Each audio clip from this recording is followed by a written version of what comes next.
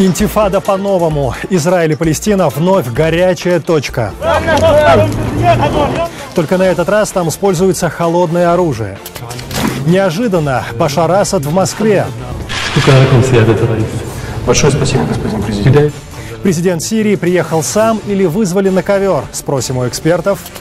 Украина. Пушки молчат, но война продолжается. С холодом, голодом и бюрократией. Это война пленных. Я скитаюсь, я весь грязный он. Дома в другом плену обстоятельств их ждут родные и близкие. Подъезды домов, хранящие эхо слез расставаний. Задача собрать людей вокруг этой темы, помочь им об этом снова разговаривать. В Праге начинается акция «Последний адрес». На фасады домов в память о жертвах политических репрессий будут устанавливать мемориальные таблички. Это неделя, 7 дней нашей жизни в одной программе. Я Сергей Дорофеев. Здравствуйте. Теракты без взрывов. Израиль и Палестинская национальная администрация вновь горячая точка. Только на этот раз там используется холодное оружие. Радикально настроенные арабы, а часто это подростки, с ножами в руках нападают на израильтян. Такие вот теракты из-за спины, когда никто не ждет. Итог – жертвы, десятки раненых. Ситуация ухудшается после очередного конфликта вокруг Храмовой горы в Иерусалиме. Место священного как для иудеев, так и для мусульман. Фактически это новый вид интифады. Власти Израиля обвиняют палестинские группировки и руководство ПНА в провоцировании волны террора.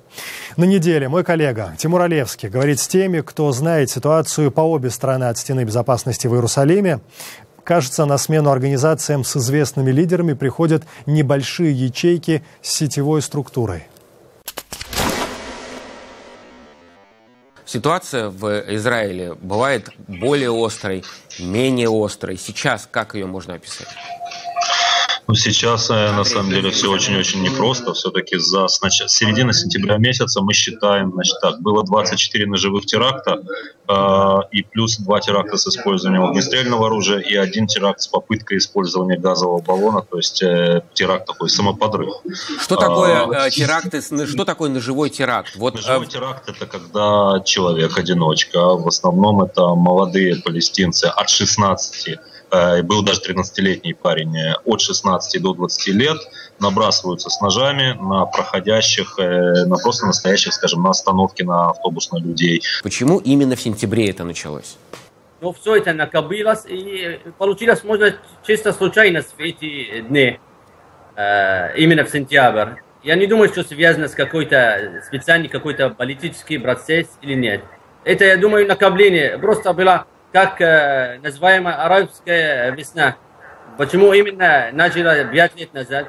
Это чисто случайность. Почему Хамас не взял на себя ответственность за последний теракт? Он его приветствовал, да, но не взял на себя ответственность. И никто не взял ответственность. Почему? Никто не берет. Почему? Именно по этой причине, поскольку тогда появится у Израиля возможность действовать точечно против Хамаса, исламского джихада и любой другой группировки. Дело в том, что в Израиле теракт, в Иерусалиме теракт, и израильтяне построят стену. Как они вообще к этому относятся, те люди, которые живут в этих кварталах, к тому, что это произошло? А все ли разделяют убеждения тех молодых людей, которые нападают?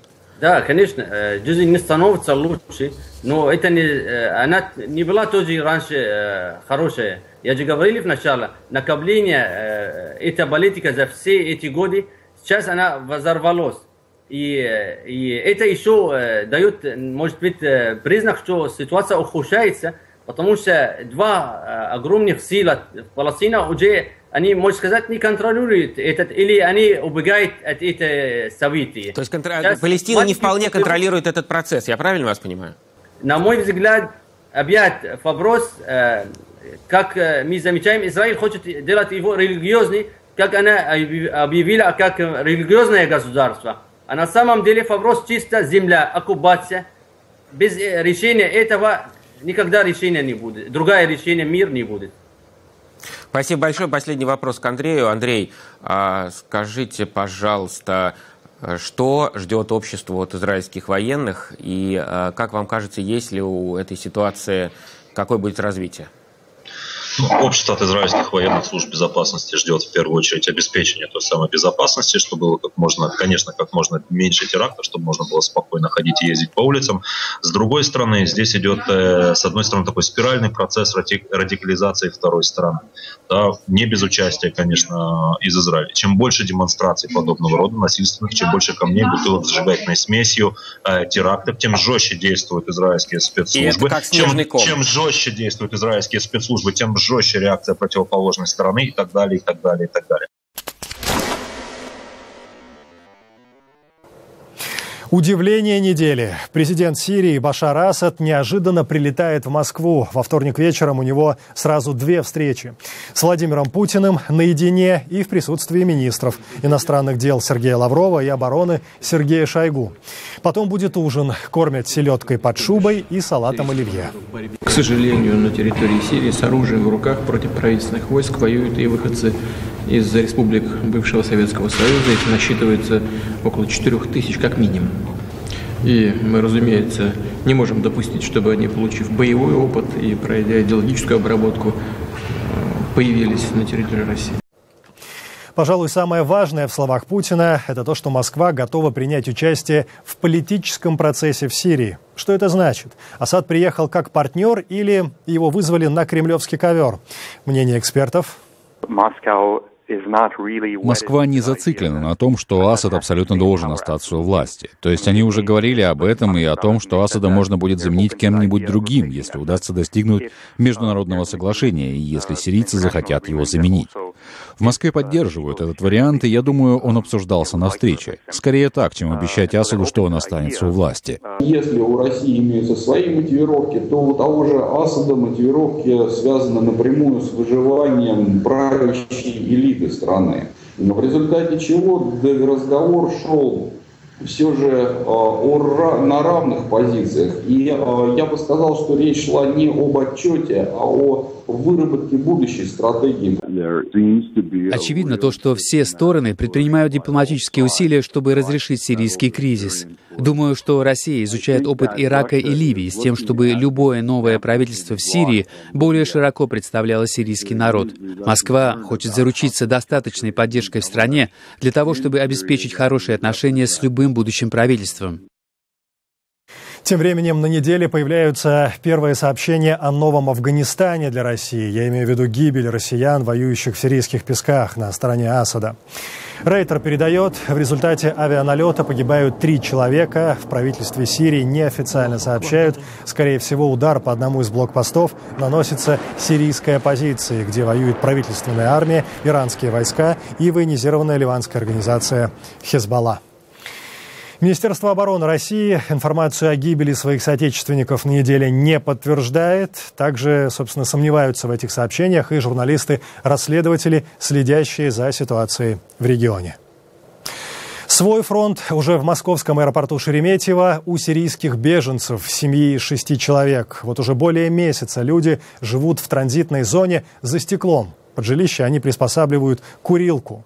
В Москву мигранты прилетают еще в начале сентября в надежде получить убежище. В Россию матери семейства, близкие родственники. Но пограничники обвиняют мигрантов в незаконном пересечении границы. Беата Бубенец. За месяц пребывания в транзитной зоне Шереметьево семья сирийских беженцев успела обжить пространство, напоминающее огромный аквариум, бывшую курилку, ставшую им вынужденным домом.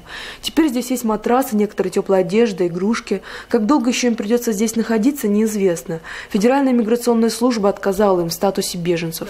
Уголовное дело возбуждено абсолютно незаконно, потому что Россия в 1992-1993 годах присоединилась к конвенции 1951 года о статусе беженца, где четко сказано в 31 статье, что государства обязуются не привлекать к ответственности лиц, ищущих убежище, за незаконное пересечение границы. Уже несколько дней в помещении, где сидят беженцы, не работает отопление. Теплых вещей не хватает, чтобы согреться. Почти все дети переболели простудой, а мама малышей Гулистан, не выдержав всех волнений, заболела. Ее госпитализировали в неврологическое отделение Химкинской городской больницы. Мужем упала прямо. Не знаю, мне голова кружится сильно. По словам докторов, Гулистан предстоит обследование, после которого будет ясен точный диагноз. Пока она лежит в отдельной палате, которую охраняет полицейский конвой. После прихода нашей съемочной группы Гулистан вернули ее мобильный телефон, и она смогла поговорить со своей младшей дочерью, которая тяжело переживает разлуку с мамой. Беата Бубенец, Москва, для настоящего времени. Танковые колонны на Донбассе расходятся от линии соприкосновения. Отсутствие активных боевых действий позволяет возобновить поиски тел погибших. Подъезды домов, хранящие эхо слез расставаний. В этом доме жил Сергей Варшавский. В Праге начинается акция «Последний адрес». На фасады домов в память о жертвах репрессий будут устанавливать памятные таблички. Так уже делают в Москве и Питере. Об этом скоро. Целая неделя за полчаса. А прямо сейчас новый раздел нашей программы «Смотри в оба». На протяжении недели его автор и ведущий Андрей Черкасов из газет и эфиров разных телеканалов собирает информацию и сравнивает, как одно и то же событие, одна и та же новость преподносится разными СМИ. Андрей, здравствуй. Добрый день. «Смотри в оба» — это твоя полноценная новая программа, но в рамках недели будет выходить отныне сокращенная версия. Расскажи подробнее, о чем твой проект. «Смотри в оба» — это программа для тех, кто не боится спрашивать, кто сомневается, кто хочет знать, откуда пришла та или иная новость, и главное, полностью ли она сообщается. Ведь, к сожалению, в наше время не обязательно откровенно обманывать, и достаточно говорить полуправду. А какие темы ты выбрал для сегодняшней программы? На этой неделе мы обратили внимание на то, как используются материалы зарубежной прессы по Сирии в федеральных российских СМИ, в их сюжетах и статьях в интернете. Цитирование зарубежных источников, по идее, придает вес и солидность российским изданиям, а также создает впечатление, что большинство на Западе разделяют политику российских властей. И мы обнаружили некую тенденцию, когда из зарубежных изданий берутся только те цитаты, которые политически выгодны российским государственным СМИ. Они их грамотно переводят, но при этом полностью игнорируется все остальное. И вот из некоторые примеры подобного цитирования. Давай посмотрим.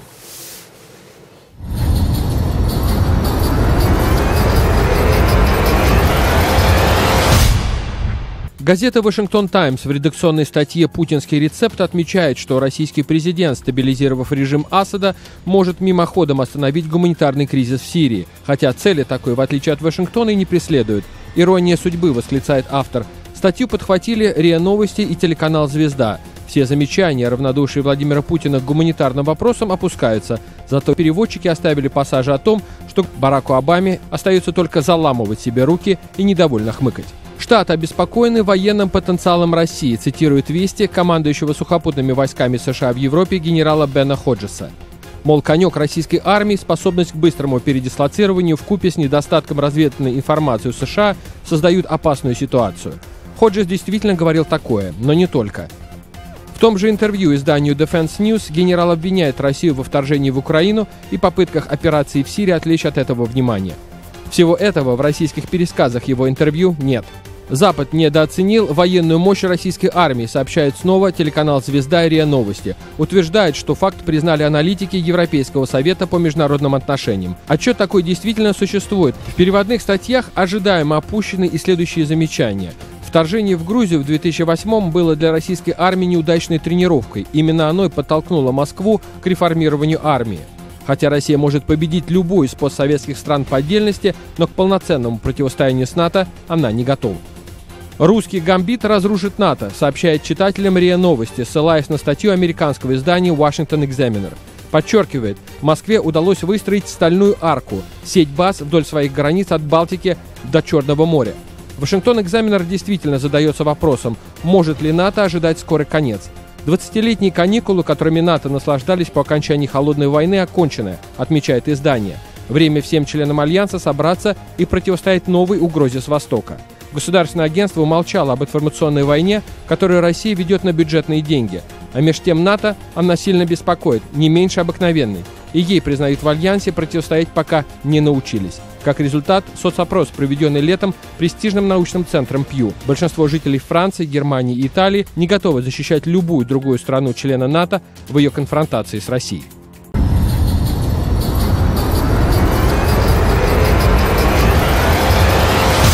Полную версию программы «Смотри в оба» ищите на сайте currenttime.tv. 7 дней, такие разные. Листаем неделю дальше. Танковые колонны на Донбассе расходятся от линии соприкосновения. Начинается второй этап отвода техники калибром до 100 мм. В Луганской области он завершен. В Донецкой буферную зону формируют как подразделения украинских военных, так и группы боевиков, так называемые ДНР. Танки будут стоять на полигонах и в специально отведенных местах. Если боевые действия начнутся вновь, их вернут на поле менее чем за час. Весь процесс отвода, а за ним следят наблюдатели ОБСЕ, продлится 41 день, то есть до середины ноября. Тем временем отсутствие активных боевых действий в Украине позволяет возобновить поиски тел погибших. Совместную работу ведут украинская организация волонтеров «Черный тюльпан» и представители непризнанной ДНР. Так, на руинах терминала Донецкого аэропорта и на взлетно-посадочной полосе они находят фрагменты тел. Не разорвавшиеся снаряды, растяжки и заминированные участки. Об опасности перед началом поисковой миссии предупреждают представители непризнанной ДНР. Ничего не надо трогать, пинать, щупать там и так далее, понятно, да? Первыми идут саперы, потом волонтеры, представители Красного Креста и ОБСЕ. В районе КПП там искали тело. Была зарисовка, то есть карта-схема составлена. Пытались найти, но следов тела не нашли. Следы боя есть везде повсюду, но фрагменты обмундирования, но тела самого нет, фрагментов тел тоже нет. Куда дальше сейчас идем? Сейчас идем в район танка, это на взлетке. Там было сообщение, что были потери. Попытаемся там провести поисковую работу. Поисковики проходят через поле. Здесь едва ли удастся что-то найти. Трава достаточно высокая, да и останки могли растащить дикие животные. От танков на взлетке волонтеры выходят в поле на нейтральную территорию. Там, в бронированном тягаче, поисковики находят документы к машине и человеческие останки. Часть тела, скорее всего, была разорвана при взрыве. Часть тела осталась, погорела, скорее всего, туловище. Это возле гусеницы, а остальное было разбросано. Останки поисковики перевезут в Днепропетровск, чтобы сделать там анализы ДНК. За год совместной работы с представителями самоприглашенной ДНР украинские волонтеры обследовали все участки, где были массовые захоронения. Теперь остается более сложная работа. Чтобы найти единичные могилы неизвестных, нужно опрашивать местных жителей. В списках пропавших без вести значится около 400 человек. Как известно, война заканчивается лишь тогда, когда захоронен последний солдат. Однако на Донбассе и для живых солдат, и для мирных жителей, даже когда пушки молчат, война еще идет. Свою войну с холодом, голодом и бюрократией продолжают пленные. Это война людей с их судьбами. Каждый надеется попасть в число счастливчиков, выделенных к обмену. Дома, в другом плену обстоятельств, их ждут родные и близкие. Невыездной. Так называет себя Николай Усов. Почти год назад он приехал в Донецк по делам. Тогда думал, ненадолго. Я приезжаю с рейса, меня забирает ДНР. Ополчение. Факт то, что избили. Потом меня выпускают, что я ни в чем не виновен. И вот я 4 месяца без документов, забрали документы, права, паспорт, код и чернобыльское удостоверение. Вернуться в родную Попасную Луганской области Николай без документов не может. Мужчине только и остается, что ходить по кабинетам непризнанной ДНР. Я скитаюсь, я весь грязный он. Теперь я не знаю, что мне делать. Где я только не был. Ходил и в МГБ, и в администрацию, кругом. И в полиции писал заявление, в прокуратуре. Везде мне отказ. Получается замкнутый круг. Чтобы выехать, нужны документы. Чтобы получить документы, нужно выехать. Ведь сейчас Николай – личность неустановленная. С момента захвата территории Восточной Украины подразделения миграционной службы прекратили работу. Конечно, только на территории подконтрольной украинским властям можно установить личность и сделать ей документ. Но даже если Николаю удастся пересечь линию столкновения, гарантий, что получится восстановить украинский паспорт, нет. У нас нет электронной базы национальных паспортов. То есть регистрационные карточки хранятся только по месту выдачи паспорта. И те отделы миграционной службы, которые остались на неподконтрольных территориях, они не смогли передать регистрационные карточки. А это Алексей Кириченко. Он тоже в Донецке. И дела у него еще хуже, чем у Николая. Уже больше года он находится в плену. Эти кадры в сентябре 2014-го случайно сделали журналисты. Я сражался в Саур-Могиле. И я шел пешком в Волноваху. Скрывался. Но меня взяли на блокпосту. В родном Харькове Алексея ждет жена Лилия. Лилия очень долго пыталась выяснить, где именно находится муж, а он, в свою очередь, сообщить, что жив. Передавали привет, я точно знала, что он от Алексея, потому что там было такое волшебное, замечательное слово, благодаря которому я точно знала, что привет именно от него. Но привета жене, конечно, мало. В списках на обмен Алексей значится, но из раза в раз Лилия не находит лица мужа среди вернувшихся из плена бойцов. Естественно, мне отвечали о том, что это этап, обязательно следующий будет обмен, он будет вот-вот, он будет скоро, и в этом следующем этапе, в следующем пункте обмена он обязательно будет находиться. Всего, по информации наших корреспондентов в регионе, в Донецке в плену остаются 29 человек. В основном это военнослужащие украинских подразделений. Для них прекращение огня не означает конец войны. Подъезды домов, хранящие эхо слез расставаний. В Праге начинается акция «Последний адрес». На фасады домов в память о жертвах политических репрессий коммунистического режима будут устанавливать памятные мемориальные таблички. На них имя, фамилия, годы рождения, ареста, смерти и реабилитации тех, кто проживал по этим последним прижизненным адресам. В России акцию хорошо знают, в частности, жители Москвы и Санкт-Петербурга. Там символы памяти начали появляться по инициативе родственников и жильцов домов, откуда увозили людей. Деньги на проект собирали за счет добровольных пожертвований. О новых символах Праги смотрите наш материал. В этом доме жил Сергей Варшавский, известный русский журналист, который в 1918 году эмигрировал из России, из Советского Союза, и он приютился здесь, в Праге. Движение «Последний адрес» появилось в Москве и Петербурге. Родственники арестованных органами НКВД заказывают памятные таблички и вешают их у своих подъездов. За год география последнего адреса расширилась за пределы двух столиц. В Чехии началось с того, что попытались найти жертв советского режима. Они есть. В 1946-1947 году было какое-то количество людей, которые были репрессированы советской военной администрацией. Покидая Москву в 1918 году, журналист Сергей Варшавский думал, что уезжал навсегда. В эмиграции свободно печатался с антисоветскими аналитическими статьями. В этот дом на улице Слезка за ним пришли сразу после освобождения Чехословакии советской армией. Этот дом был последний адрес Сергея Варшавского. Он был арестован органами СМЕРШ, органами НКВД, и его забрали обратно в Советский Союз. К сожалению, в Советском Союзе он скончался. Вывезли его без суда и согласия на то чешских властей, которые, в свою очередь, арестовывали и репрессировали чехов. Теперь, как следствие, в Праге появятся таблички с именами уже на чешском языке. Движение «Последний адрес» не о жертвах сталинских репрессий, а всех коммунистических режимов Европы, говорит инициатор проекта Сергей Пархоменко. Вы посмотрели друг на друга и решили, и спросили друг друга, а почему мы считаем, что нам нужны обязательно советские репрессии в Чехии? В Чехии были чешские репрессии. Смысл не в том, чтобы развесить железки по стенкам. Тысячи, сотни тысяч железок. Не это задача. Задача собрать людей вокруг этой темы. Помочь им об этом снова разговаривать.